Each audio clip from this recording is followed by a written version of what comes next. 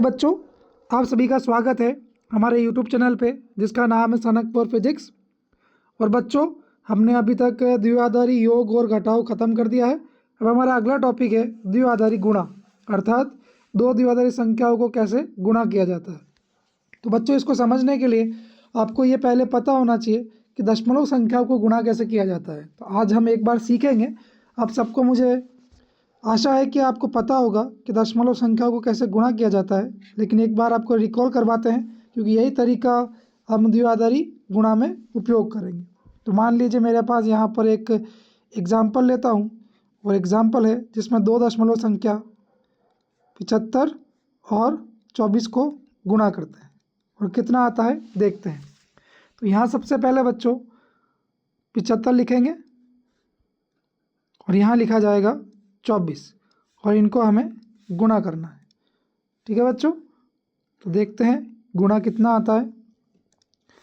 सबसे पहले क्या होगा बच्चों, यहाँ पर जो नीचे वाले जो संख्या लिखी है उसके दाईं ओर लिखे, सबसे दाईं ओर लिखे अंक से इन दोनों अंकों को गुणा किया जाएगा।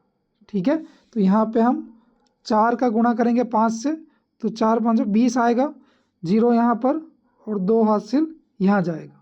ठीक है, 4 को जब 28 7 से करेंगे तो 28 और 2 उसमें जुड़ जाएगा, तो यहाँ बचेगा 3।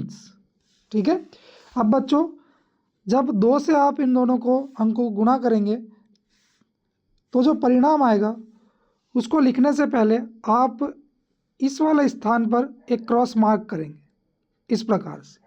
ठीक है, और फिर हम 2 से 5 और 7 को गुणा करते हैं, तो 2 5 10 और जो हासिल है वो ऊपर जाएगा, और 2 7 14 और जो हासिल है उसमें जुड़ जाएगा, तो 14 और 1 15।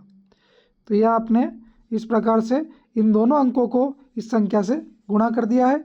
और अब हम जो हमारा परिणाम आया है उसको जोड़ेंगे, अर्थात ये ऊपर वाली संख्या और नीचे वाली संख्या को जोड़ा जाएगा।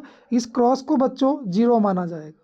ठीक है, इस क्रॉस को 0 मानते हुए जोड़ना है, तो 0 यहाँ 0 आएगा, 0 + 0 0 आएगा, 3 + 5 8 आएगा, और ये 1 ऐसा का ऐसा नीचे उतर जाएगा।